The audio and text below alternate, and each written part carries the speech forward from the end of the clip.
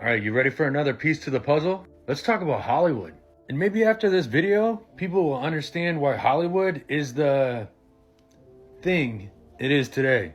For entertainment value only, of course, because I know nothing and I'm completely making all this up. Alright, now before you can understand Hollywood's role in this whole thing, you have to realize what America looked like right before World War II. February 20th, 1939. Just months before Hitler invades Poland and ignites the deadliest war in history, thousands of Nazis gather for a rally at an indoor arena. But this isn't Nuremberg or Berlin. This is Madison Square Garden in New York City.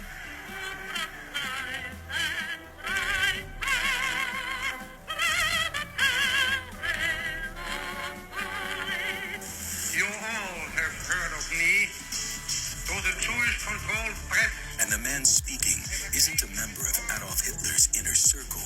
He's Fritz Julius Kuhn, a U.S. citizen and head of the German-American Bund. Now at the time, support for this kind of thing was happening across the country, especially in LA County. So with his interest in movies and the influence that he knows they have, it didn't take long before he wanted control of it. In fact, that's exactly what he did.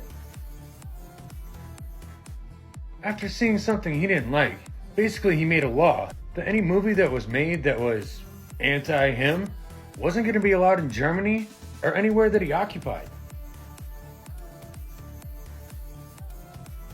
Now Paramount and Fox jumped on with no hesitation.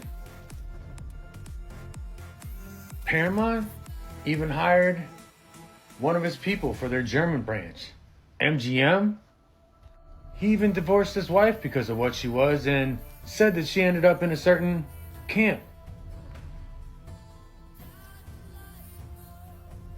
Now, if you're thinking this is just an America thing, you're wrong, because Hollywood and its influence reaches across the world. Germany, and the Germans said, we'll pass this film as long as you make these cuts all around the world in all copies of the film. And that was the key to this collaboration, was that it wasn't just what was shown in Germany, it was what was going to be shown all around the world. So if it was anything objectionable that didn't portray Germany or later the Reich in a positive way, then you wouldn't be able to get into Germany.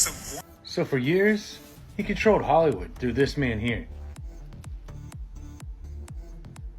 So in movies at the time, as well as media, he was portrayed in any light he wanted to be.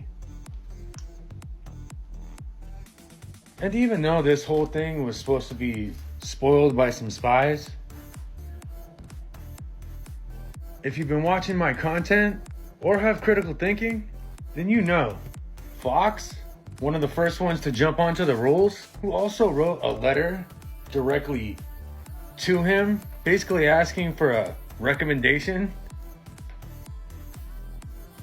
is owned by Disney. And Disney had a very personal relationship with a certain scientist? Hard to call them that when you know what they've done. So did anything actually change? Or did they just get better at hiding it? Y'all stay safe.